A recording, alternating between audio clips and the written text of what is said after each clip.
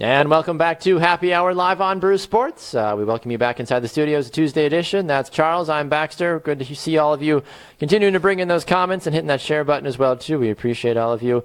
Great little talk there in the first segment there, Charles, all regarding to Tony Romo, Jay Cutler's value. I don't think I've ever talked that much about Jay Cutler in my entire broadcasting career, but I mean, it warrants so many questions, though. I mean, where is he going to go? What could he possibly do for certain teams? And now that you've got a guy that and Tony Romo that's off the market, I feel like you've got at least 3 or 4 teams sitting there like, okay, how much do we really want to put in Jay Cutler's back pocket? Because we don't know how much he really has left to give us. Well, that too, but also you have to keep in mind, I mean, this Tony Romo thing came kind of a surprise because it wasn't that long ago that Jerry Jones said, okay, if you guys want to talk to Romo, go ahead. Yeah, I mean, that was yesterday. Yeah, there was even rumblings that Jay Cutler might be done.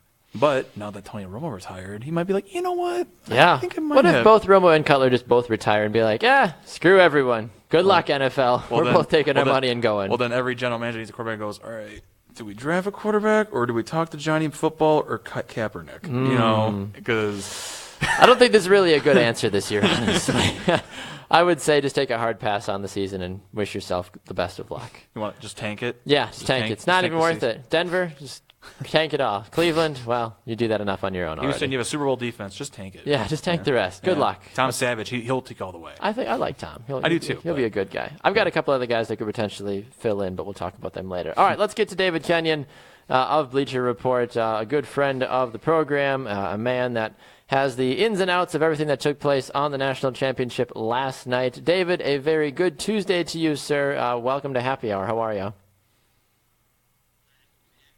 Oh, that's good. You're in the right place then. So that's good. You're happy and we're happy.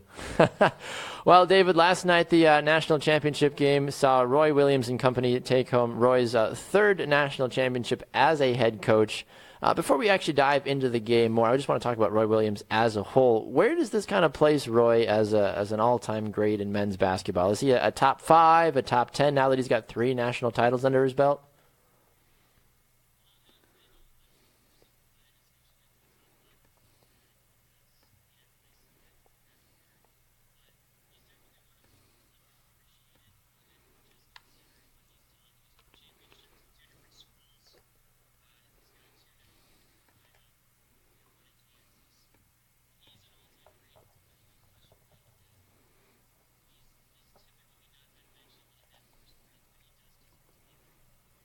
When you look at UNC as a whole, it was all about redemption last year, or this season. Redemption.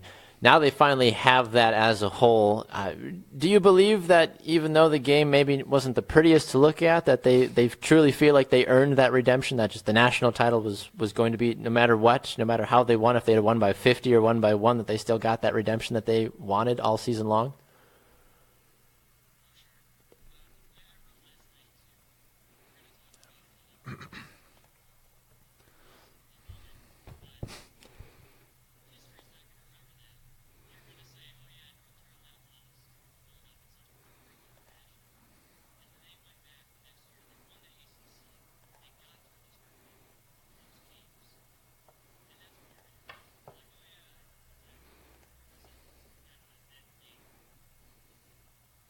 Yeah, that is right. Exactly. That is certainly something that people need to keep in mind too. Is like, listen, guys, like it wasn't the end of the world. I mean, it was an kind of a game to an extent from an aesthetic standpoint. It's like, okay, like could it have been better? Of course. I mean, everybody always wants the big, the flashy, the crazy. All of that when it comes to the national title. I totally understand that. They want the last-minute buzzer beater and all that. But that's not always realistic, though. I mean, guys, not every game, I get it, it's a national championship. You get the ideas to play, some of the very best, ever, but not every game has to end on the last shot. I mean, sometimes one team is just better than the other team, and that's okay. But I just feel like with how crazy especially this tournament was, it was just like one of those tournaments that where you didn't know if it was going to go to the last minute or not. I mean, look at the Florida-Wisconsin game. Right. There's been multiple games not even just this tournament, this entire season. But David, really quick, going back to what you said about the referees.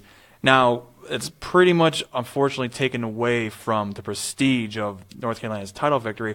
Let's say had Gonzaga won. Would the outrage or the outcry be as loud, if at all? That's a really good question. I'm guessing that it would be more of a novelty with Gonzaga winning. that we would pay less attention to it. It would definitely still be a talking point.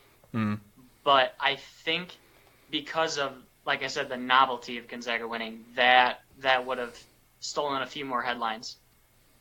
Yeah, you look at this game as a whole last night. I mean, how often do you see a 1 seed still called the Cinderella team? Like that, Right. That was the funny part for me going into this game. It's like, oh my gosh, Gonzaga is now the Cinderella. It's like, okay, Cinderella can't keep changing names. We need to pick one Cinderella, guys. And you can't be a 1 seed. I feel like there's a number that you should be not allowed to pass over to be considered a Cinderella seed. That kind of continue to kind of make me a little upset about that. Be like, Yeah. really, guys? Come on. I mean, it's just unfortunate because I just feel like it's just like not. I don't want to say a cash grab, but like it's essentially like if South Carolina were in the final, I mean that's a Cinderella. 100%, That's a Cinderella yes. story.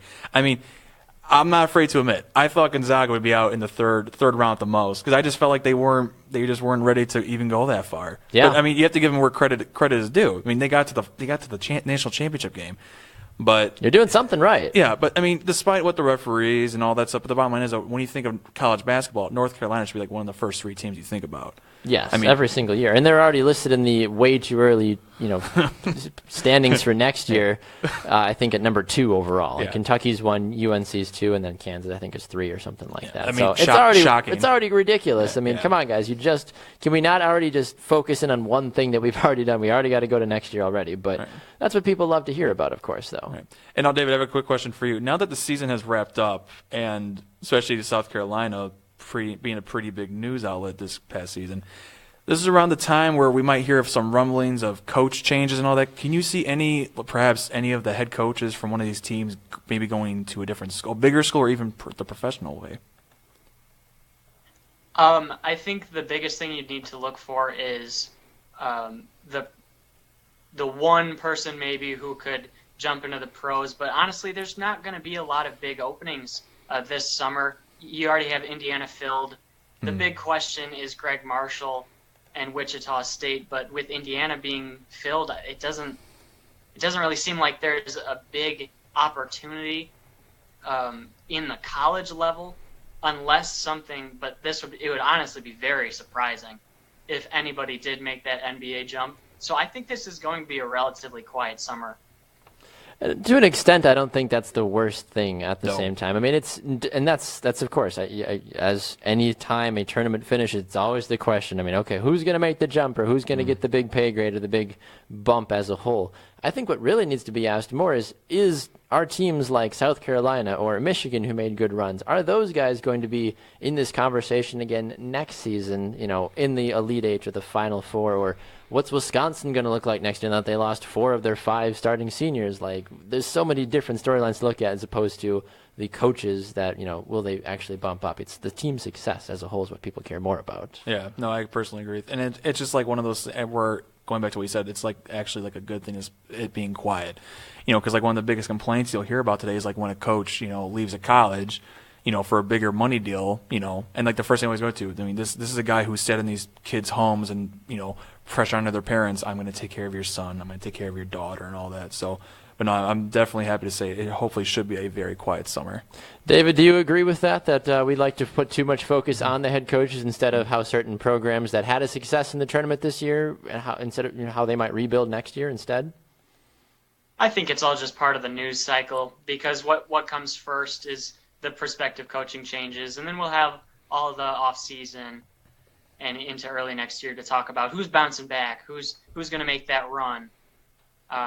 So I think it makes sense, but if it's a prolonged discussion this offseason with coaches, I think that's probably too much just because I don't see a lot happening.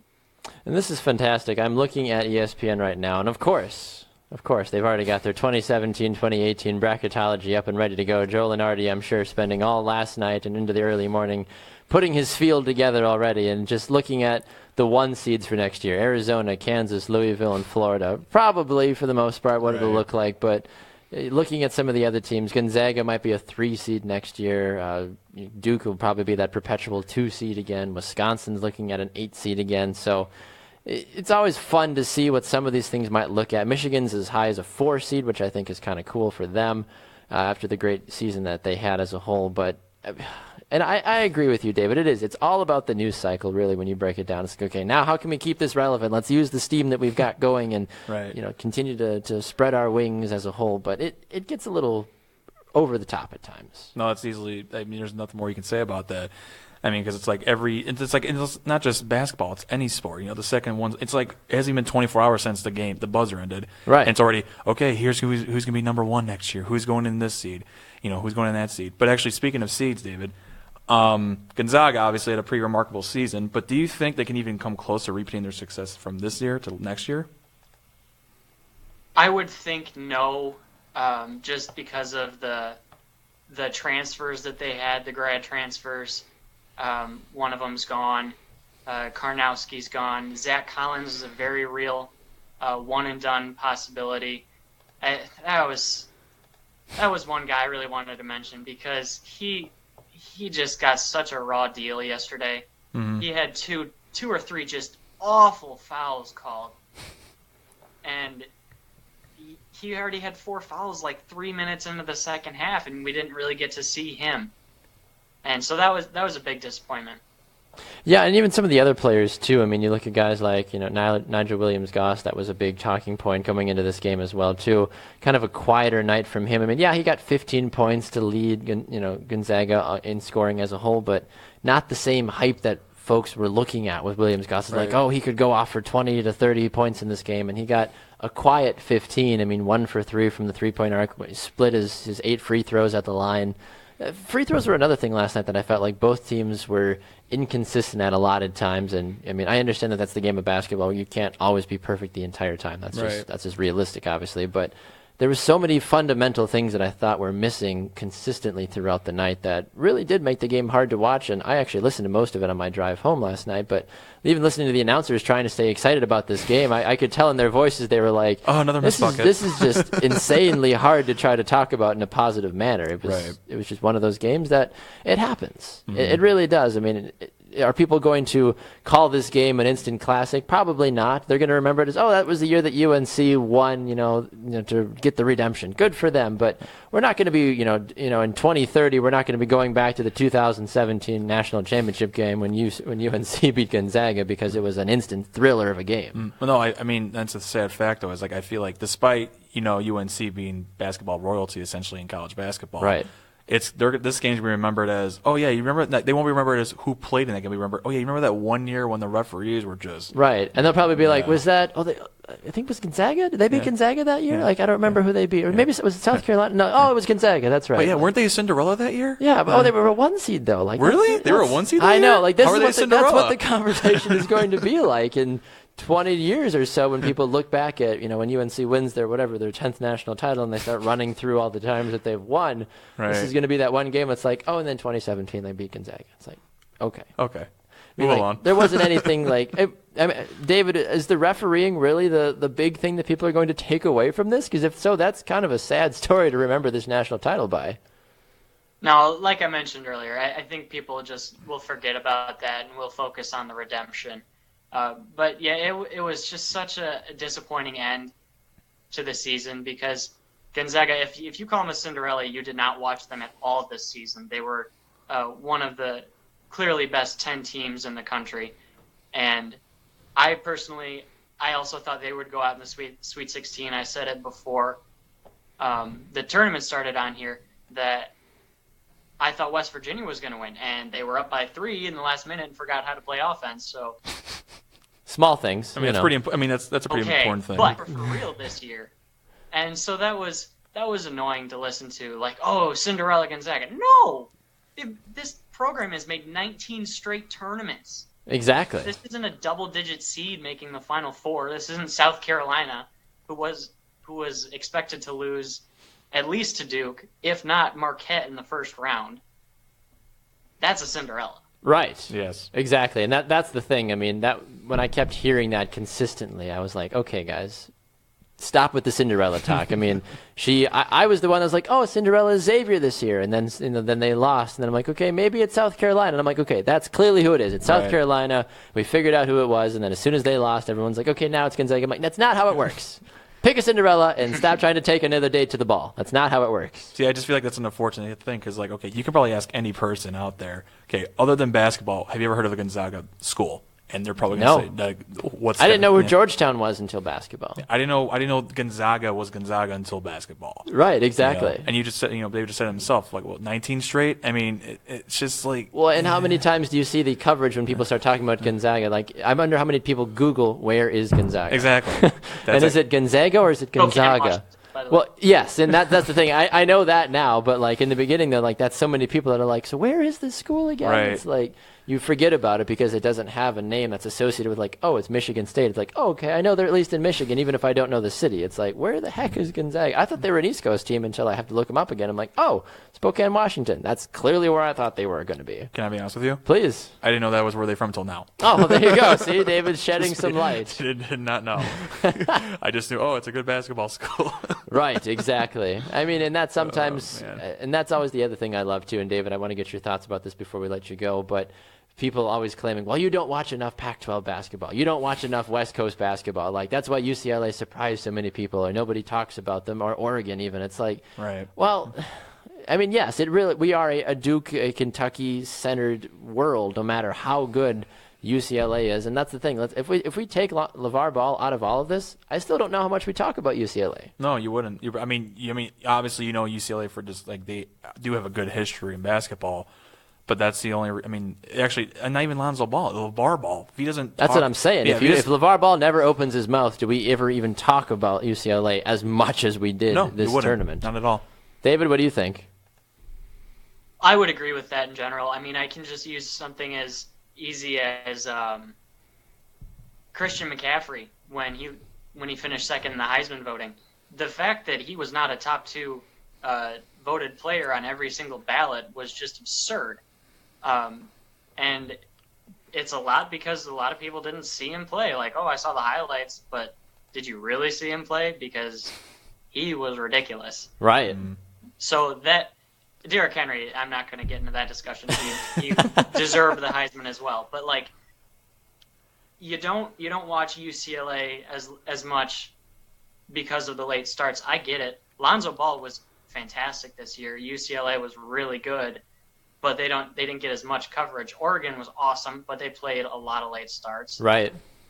So it's definitely true, but there's no easy way to fix that other than forcibly making people watch Pac-12 basketball, I guess. I mean, what do you want them to do? Move? I was going to say, that's the thing. I mean, but like when you say Pac-12, really anything, it's not really a sexy conference. It's like, oh, I'm going to go watch the Pac-12. It's like, why? It's like when you say, like, I'm going to go watch the ACC basketball. Like, oh, like, okay, cool. Like, I'm going to go watch SEC or Big Ten football. It's like, oh, okay, cool. But like, I feel like the Pac-12 always just gets the short end of the stick in any sport, really, no matter how good their teams actually are. I mean, of course, USC was the dominant powerhouse for so long, riding out on the West Coast. But aside from that, though, I mean, the Pac-12 gets such a bad rep because, like you said, David, it's the late start times, it's everything that goes against them. And anytime I see like a Pac-12 game on ABC for even college football, and I see the start time is like 9:30 Central, I'm like, yeah, I'm not going to watch that. I'm sorry. Yeah, the Pac-12. I mean, like you said, like really, the only reason I know Pac-12 or it's got any kind of like relevancy in my mind is USC the last 10 years, and then right. I mean, don't get me wrong, Oregon, before Mariota left, they had some amazing momentum. But other than that, it's like, okay, what uniform are they going to wear this week? Yeah. It's just people only tuned in to see the uniform, and then like, okay, bye. Well, no, it's like anytime you go to like a restaurant or like, if you go to a place late at night to get, something to eat or a drink, it's like, okay, let's sit down, okay, how's it going? Oh, hey, there's a game on. Oh, it's Pac-12, and it's like 10:30 at night. It's the second quarter. Yeah, oh, exactly. By the way, this is live. I know. I forget how long ago it was, but there was a Wisconsin-Arizona State game a couple of years ago, and I remember staying up to watch the game, but I remember going to bed being like, good God, never again. Right. I'm never going to stay up again for this. Right. All right, David, well, we appreciate you joining us today on Happy Hour. Where can people continue to find your excellent writing for Bleacher Report and also follow you on social media as well? You can search my name with Bleacher Report and my profile will come up. And then also you can follow me on Twitter at Kenyon19_BR. Fantastic. Thank you so much, David. Always a pleasure, sir. We'll talk to you soon. Take care. Thank you. All right, there goes David Kenyon here on Happy Hour. Always great to hear from him. Some great insight into the wide world of college basketball.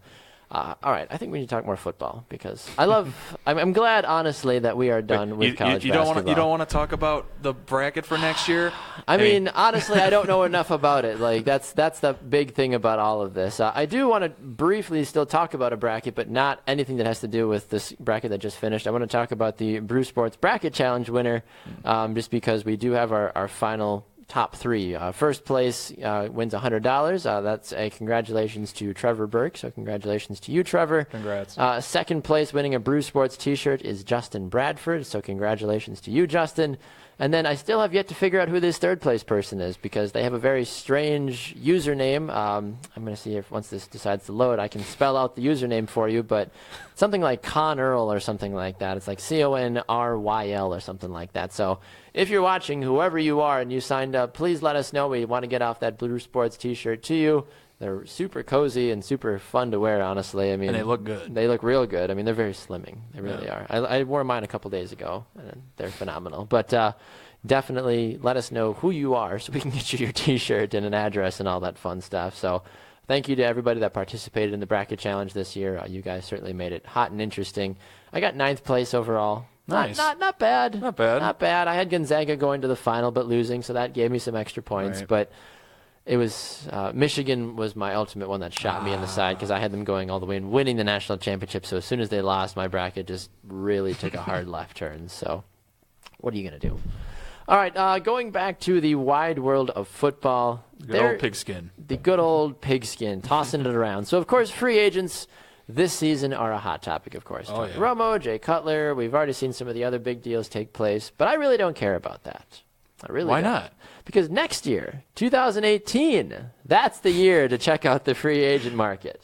So wait, you don't want to talk about the bracket next year. You want to talk about next year free agents. Yes, you are absolutely correct about that. No, I mean, when you really look at it, there's not much else to really talk about from an NFL free agency standpoint this year. No, the you're deals have already been made for the big players. Right. And now the only reason we're talking about guys like Cutler, Jamal Charles, Adrian Peterson is just because they're household names.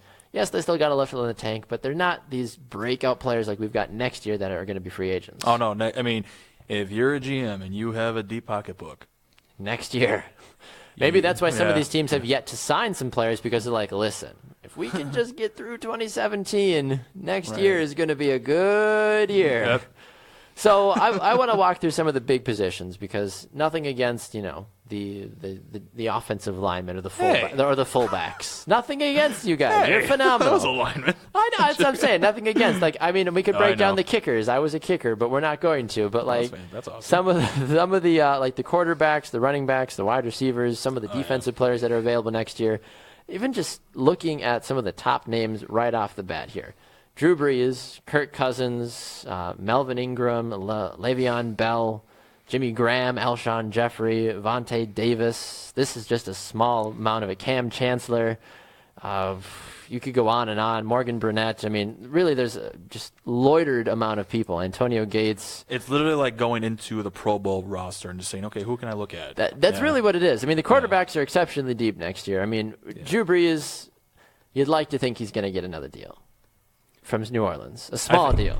Unless, by the grace of God, somehow the Saints win this season and he's like, all right, I'm done. I got 2 rings. I'm out, which is not going to happen. No. I would be dumbfounded if the Saints won the Super Bowl this year. Especially after trading Brandon Cooks. Right. Yeah, Drew Brees is like, are you kidding? Jimmy Graham and now Brandon Cooks. I'm going to throw the ball to myself. I'm going to throw the ball to the audience. Honestly. I don't he's still going to throw for 12,000 yards, though, this season because he's Drew Brees. And anybody that has 2 hands is going to have 100, catches and over 12,000 receiving yards for the year just and because 12 touchdowns, Yeah. And no one's going to draft them until too late in the season in fantasy football because it's like Saints don't have anybody to throw the ball to. Like, what are you talking about? But you got Drew Brees, you got Kirk Cousins, Matt Stafford, who else? Some of these good guys. Sam Bradford. Derek Carr is a guy. Jimmy Garoppolo next year as well. EJ Manuel, if you're into that sort of thing. Scott Tolzien, former Packer and Badger, he's hanging around as well. There's one name, though. Who's that? That is most interesting. Please. Jimmy Garoppolo. Jimmy Garoppolo. Yes. He's poor guy, only going to be making $870,000 this season. Sad. But he already has 2 Super Bowl rings. And he's played, 3 career games? Something? I think 4, yeah. 4? 3 or 4. Shut your mouth, Jimmy Garoppolo. You're fine. He's literally like of all these quarterbacks. I mean, unless like Kirk Cousins hits the market, which that's undoubtful. And also, like, the other name that's interesting is Matt Stafford, but, I mean, he's going to be a line for life. I was just about to say, he's probably going to be a line for life unless something goes horribly south and he's like, I'm out! Like, send me someplace else. Yeah, no. But Jimmy Garoppolo, he's going to get one of the biggest deals next year. I don't get that. Why? When you sit behind Tom Brady for 4 years, right? Yeah, around 3 to 4 years, yeah. Yeah. I mean, people aren't, and when he played, he showed promise. People aren't clamoring for Brett Hundley, who's sitting behind Aaron Rodgers right now, though. Yeah, I know, but I mean, and Brett Hundley's a decent quarterback, but people aren't lining up to say, "Oh, when Brett Hundley finally becomes a free agent, he's ours." See, I just feel like everyone's gonna be like, okay, like remember when Matt Castle? I mean, when when Tom Brady went down, Matt Castle came in. That was a big thing. That was a big thing, and like Matt Castle now I think he's on Tennessee. I think I don't even know where Matt Castle's at because that just shows you like what happens. I just feel like Jimmy Garoppolo with his age. I mean, the first thing he does when he comes to the NFL, "Hi, I'm Tom Brady. Nice to meet you." Right. Yeah, you're gonna learn from literally the GOAT. So you're gonna have to. Like, and plus he's okay. Plus he's got an arm. He's got some decent accuracy. He does. But he's still young. But I just feel like it's one of those things like where if you get him in the right system, going back to the color thing, if you get him in the right system, he can be successful. Tanner on Facebook says, more like Jimmy Garoppolo. No! Okay. Tanner's just a savage Bills fan that doesn't want any sort of success to come out. What if the Buffalo Bills picked up Jimmy Garoppolo next year? Okay. It's not a bad thing. If you're to the think Bills about. owner and I'm Jimmy Garoppolo, right, you're going to offer me a contract, and I'm going to throw that contract wide right. I said it. There you go. There you go. You heard it here first, how that contract negotiation would go. Even if it was all the money in the world, basically, it'd be like, please play for us. We are the humble Buffalo Bills. Wide right. Wide right, every time. I mean, what can you say? Maybe that's why Jay Cutler doesn't have a deal yet, because it's been intercepted a couple of times. Like, probably. I don't know. But look at the running backs. Le'Veon Bell, I'll be dumbfounded if he hits the open market. Pittsburgh would be foolish to not give this man a ridiculous deal. He's going to make $12 million in 2017. For a running back. For a running back. Good. Okay. A running back that can play every position on the offensive line, or on the offensive side of the ball, by the way. Yeah. Literally. He really has nothing bad going for him. Nope. Eddie Lacy's a free agent, obviously, because he got that 1-year deal. This is a proving year for him. This is a big, big year for him to see if he actually is going to be a consistent starter in the NFL. Plus, he's got that bonus in his contract where if he gets a certain weight, he makes more money and stuff like that. $55,000 every time he beats his way in. Right. I mean, when you're unbelievable. When you're not in the land of cheese, I mean, it seems a little easier, but he's going to drink a lot of Starbucks up there, though. That's true. And a lot of craft beer. Yeah, a lot of fish. A lot of fish. A lot of Don't eat it fried. Don't eat it fried. That won't help you. So good, though. I love fried fish. I know, I do too. But man, hey, you want to? Okay, fried fish, $50,000. How good's the fried fish? I might be able to look the other way if I've already made a couple $1 million. Yeah, right. Here's a name that I'm interested in: Carlos Hyde. He's going to be a free agent in 2018. I would take Carlos Hyde on the Packers. I think almost any NFL team would take Carlos Hyde on their team. No, you should, because he is a very valuable running back. No, it's like he's still young too. Yeah, we said it last week on here. Like, the fact that like Carlos Hyde and Kaepernick didn't work with Chip Kelly is blasphemy. Right. I mean, Carlos Hyde is honestly one of the most underrated, not just running backs, players in the NFL. Mm-hmm. I mean, the guy can literally do it all. I mean, he's got decent hands. He can run you over. That's what. He will. He will run you over. But it's just the whole 49ers debacle. But I honestly he's going to be. Kind of like Garoppolo, he will be a hot topic next offseason. I went to high school in Naples, Florida, a small private school. I didn't actually get a chance to play against Carlos Hyde, but he and I were in high school at the exact same time. So the papers were always dominated by Naples High starting running back Carlos Hyde. And then you also had a guy up in Fort Myers named Sammy Watkins, which was also tearing up. They were literally the two greatest players in Southwest Florida football history for 4 years straight. It was insane to... for me playing my small little private high school, we never got to see those guys, obviously, because we weren't nearly in the same area. But to go to those games in our off weeks, to go watch Carlos Hyde, who was a man among boys, But you knew the name. Mind. You knew the name. Everybody knew who Carlos Hyde was. And, right. I mean, even all over the country. And then he went into Ohio State. And that's Carlos Hyde from Naples. That was a big, big deal. Wide receivers in 2018. This is where it gets interesting. Your boy, DeAndre Hopkins. Get out your pocketbook. DeAndre Hopkins... Julian Edelman, Mike Wallace, Alshon Jeffrey, Terrell Pryor, if you're into that sort of thing, Jordan Matthews, Brandon Tate, Jarvis Landry, Allen Robinson, Reuben Randall, Jeremy Ross, Dante Moncrief, John Brown. I'm trying to skip names, but they're so good. Jarvis Martavis Landry. Bryant, Jarvis Landry, Devontae Adams, Jeff Janis. Martavius Bryant. Jeepers. Like, what do you say to this wide receiver free agent class next Jeff year? Janis. And I jumped ahead to 2019 earlier before the show. Both Randall Cobb and Jordy Nelson are free agents in 2019, so the Packers are going to have some stuff to deal with that time. But holy cow, this grouping of wide receivers, I think, is one of the very best we've ever seen in the free agent realm. Well, no, like considering like you look at all these names, like you said, Alshon Jeffrey, Terrell Pryor. I mean, Terrell Pryor, he's gonna be a guy that, like, he had minimal success in Cleveland. He had over 1,000 yards, and he was a good receiver. But at the end of the day, when you go to a new team, it doesn't always work out in your favor. Like Alshon Jeffrey. I mean, Philadelphia, they're like, okay, we need to get Carson Wentz as many weapons as we possibly can. Right. And so, okay, let's get him one of the tallest and best receivers in the game. But Alshon Jeffrey, he's had some issues of injuries, and he got suspended last season for the PEDs and all that stuff. But this is going to be Alshon Jeffrey's coming out here where he's like, okay, I need to prove myself. Because, he could end up back in Chicago. He could end up in Green Bay. He could end up anywhere. As a single-year deal, you don't really know what you're going to get. Yeah. That's the big thing. Oh, no, because like when Alshon signed for the one-year deal, right away, okay, he's coming out to prove that he's an elite wide receiver. Yes, because that was the question for such a long time. It was always Brandon Marshall and Alshon Jeffrey. When those two were together at Chicago, Alshon always played the second fiddle. Right. But then as soon as Brandon left, Bear fans and even the NFL fans were saying, holy cow, this is Alshon Jeffrey's time to shine. Little pockets of greatness, but nothing ever consistent. Nope. I don't care who your quarterback was. No. There's still a lot of drop balls and a lot of miscommunications that you, as a player, have to take responsibility for. I don't care if you've got Joe the garbage man throwing you the ball or you've got Tom Brady throwing you the ball. You got to make those catches. Oh, it's just, and it's one of those things like where if you're the Cowboys, the Giants, the Redskins, you should be terrified. Yes.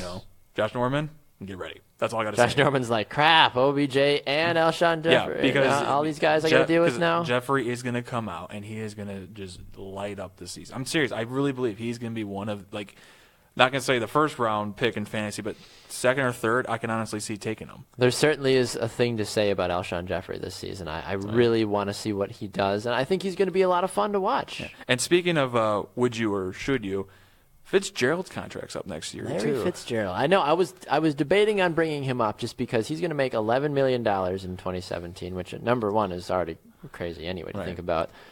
But Larry Fitzgerald, he'll be 33. He is 33 right now. He'll be 34, I believe, next season, of course. What value do you put in him? Do you still try to get him for another maybe two? Do you throw a 2-year deal at him maybe if you're really desperate? But he's not your number one receiver. He's maybe your 2 receiver, or is he like your 3rd receiver off the bench?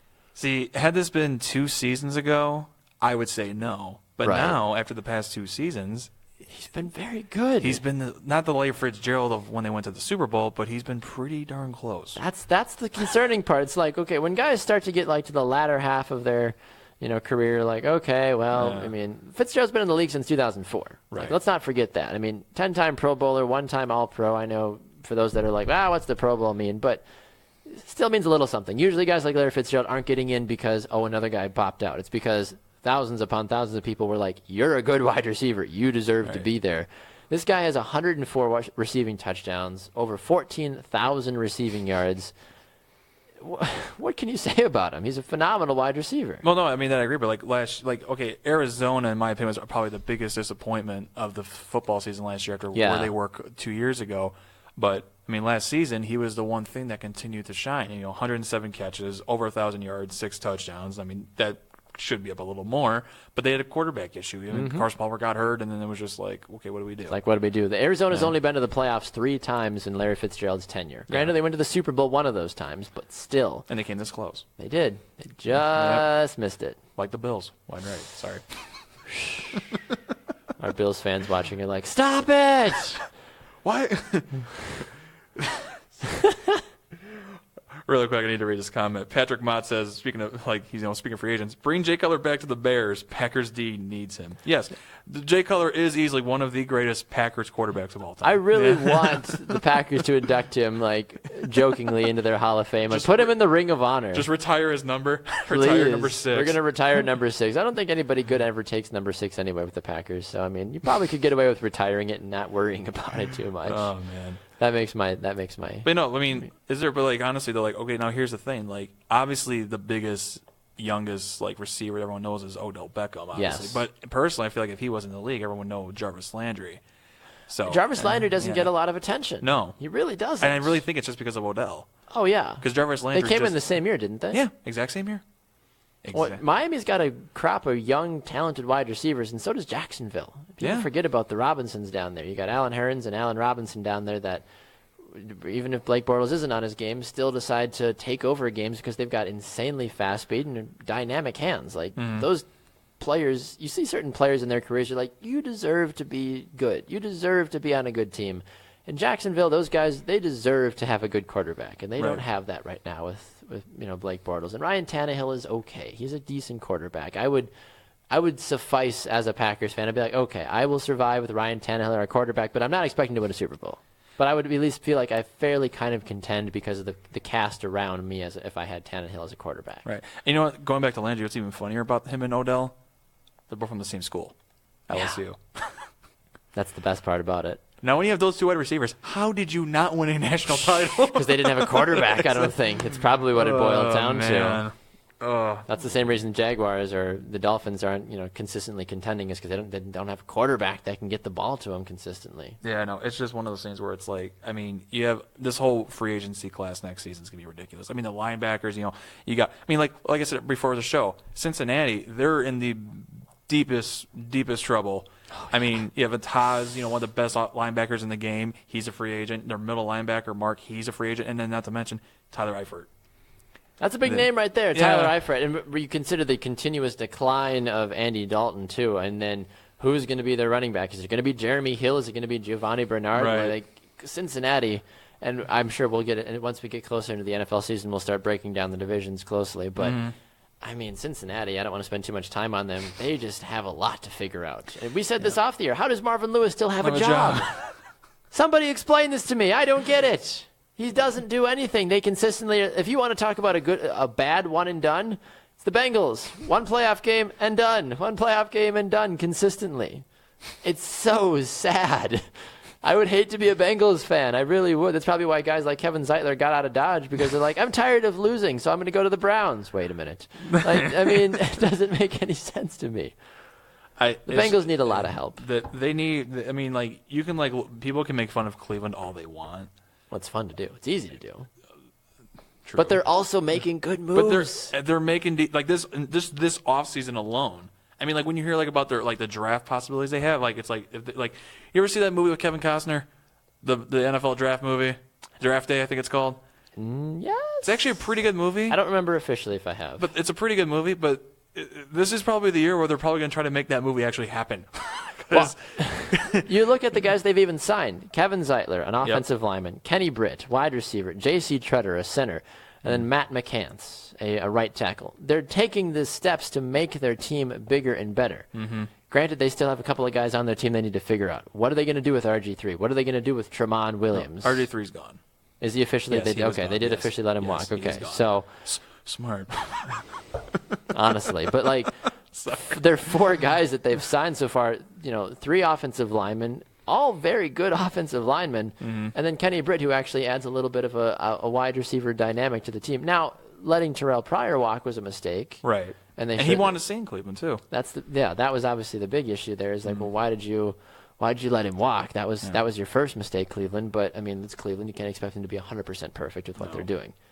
But then the other thing is, like, okay, I mean, Cleveland, obviously, I mean, the prediction, like we were talking about the draft earlier, obviously they're probably going to draft Myles Garrett with the first pick. They should. They should. They should. Then they also have the 12th overall pick, which the mock drafts we've been reading all day are all over the place about that. Well, I'm glad you brought up the mock drafts, but I'll let you finish your thought, but then we should get into that. But then, there's a thing, though. I mean, nothing against this quarterback who's a former USC grad, but can you really rely to lead your team with Cody Kessler? No, you can't. And let's not forget Brock's still hanging out on the team. Big Brock old Brock. He's still there with that contract. Fun fact, Brock Osweiler's $16 million contract is taking up 7.35% of the team's overall budget. Brock Osweiler. What a guy. What a guy. Underrated. No, I'm kidding. He's not. Is Brock Osweiler elite? No. That sounds like a Joe Flacco answer. Yeah. Or no, Joe Flacco. No. Just No, not at all. No, thank you. Yeah, Brock Osweiler is the highest paid player on the Cleveland Browns. And he has yet to play one snap for him. Moving on. I mean, what do you say to that? Come on, guys. Joe Thomas is still on this team somehow. Poor Joe Thomas. I want him to be good. I want him to be on a good team. He's good. I want him to be on a good team. He's good. He's a guy. He's one of those guys who deserves a ring. He's been dealt crap He's luck. not going to get it, but No, he really hasn't. All right, let's look. You teased this. A lot of players just had their pro day for the NFL draft, and I want to just use the last couple of minutes that we've got here. I know we were going to talk.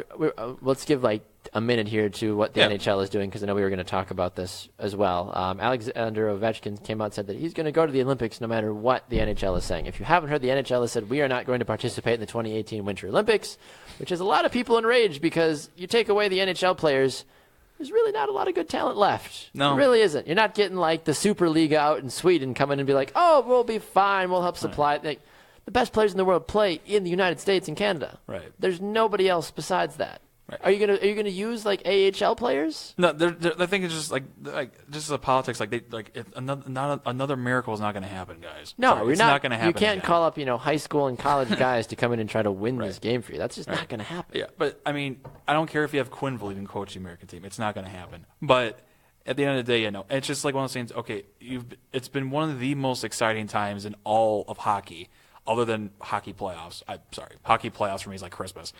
But Everybody's got their Christmas. everyone's got their Christmas. But at the end of the day, though, it's like this has been going on for years. Like the Olympic hockey is always like some of the most exciting. It's like one of the, if not the exciting part of the Olympics to watch, because you have literally the best players in the world, majority of them in the NHL, playing against one another. I mean, sure, the past couple of years it's always United States, Canada. Yeah, guess what? It always goes at the last minute, and it's always awesome. Exactly. That's the thing. I mean, I made the argument earlier today, I believe, on halftime. If the World Cup came out and if the English Premier League came out and said, we aren't going to participate in the World Cup, literally the greatest players in the world play in England. And if you decided to not use any of them, you wouldn't have a World Cup. Right. And plus, here's the other thing. It makes the NHL look like geniuses if they're in there. Because it's like, okay, look, here's another platform to promote our brand. Because it's a business. It's a business. Whether It's they not like like it or these not. guys are going to the Olympics and being like, screw the NHL. They're like, I play for the Canucks. I play for the Lightning, like in the NHL. And the announcers say that as well, too, in front of thousands and millions of people watching. It's like, oh, there's Alexander Ovechkin from the Washington Capitals. And like in the NHL, it's like, oh, there's promotion right there. Right. Boom, didn't even have to pay for that. There it is. You just said it right there. Didn't have to pay for that. Didn't have to pay a Come dime on. for that. It makes so much sense. Because now here's the problem. The Olympics, they're still going to get good ratings, but their ratings just went, and that's not even their fault. The NHL's like, nah. And it's There's a profit. money. Yeah. Like, they're literally saying, no, we don't want your money. We don't want free money. The NHL, the Olympics are like, take our money. And the NHL's like, Nah. we good. We good. No. What is wrong with you? No, I don't want a bunch of, people that don't watch the NHL buying Patrick Kane or Ovechkin jerseys, which we're going to sell on our website, because they do. On NHL.com. I mean, that's where you find the national team jerseys. I'm not going to go to some, whatever wholesale guy out of China to buy myself a, Sidney Crosby jersey, but like maybe I would. It's cheaper actually. But had this been announced on April 1st, I'm like, wow, this is a great April Fool's prank. that would have made perfect sense. Be like, oh, all right, guys. I'd be like, wow, the NHL likes to have fun. Cheeky. But now, Yeah. no, you're just ruining the No, Olympics they're for like, everyone. for real, they're like, no, We hate you. We're not going to go. We hate you. We So hate the dumb. audience. So dumb. Come on, NHL. That's all I got to say.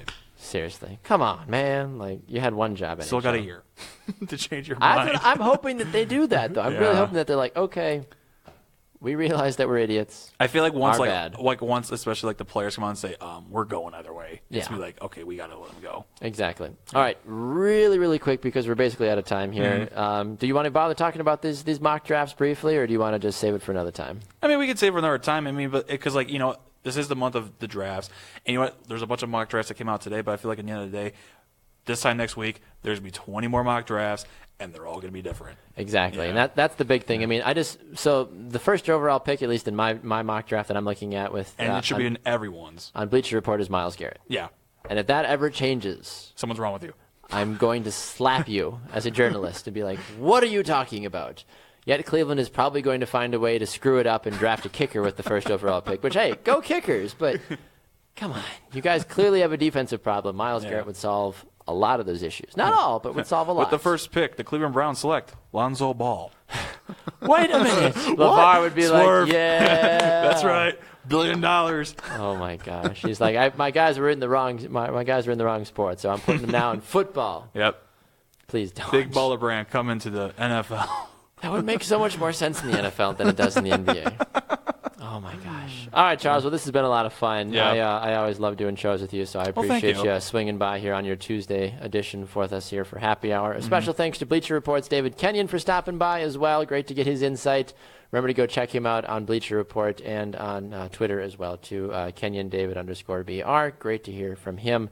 Charles, always a pleasure as well, sir. Where can people find you on the social media universe? You can find me on the Twitter at COD_597. There you go. And you can find me at Baxter Colburn. Don't do a lot of tweeting, but definitely will tweet back if you've got any thoughts. And I'm always happy to start up a conversation if you want to start the conversation. If not, likewise here. Brew Sports Net on Twitter and Instagram as well. Remember, if you're here on Facebook watching us, invite your friends to check us out as well, too. There's that little invite my friends to like this page.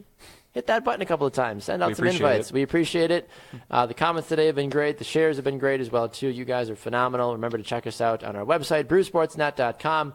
On our YouTube channel, make sure to hit that subscribe button. And, of course, find us on iTunes as well for all the podcasts of all the shows that we do each and every day. For Charles O'Donnell, I am Baxter Colburn. Thank you so much for watching Happy Hour. We'll see you guys back here tomorrow at 4 p.m. Central Time, 5 Eastern for Happy Hour. And, of course, the next thing for Brew Sports is tomorrow, the Morning Brew at 8, 7 Central. Have a great rest of your day, and we'll see you next time on Brew Sports. Wide right.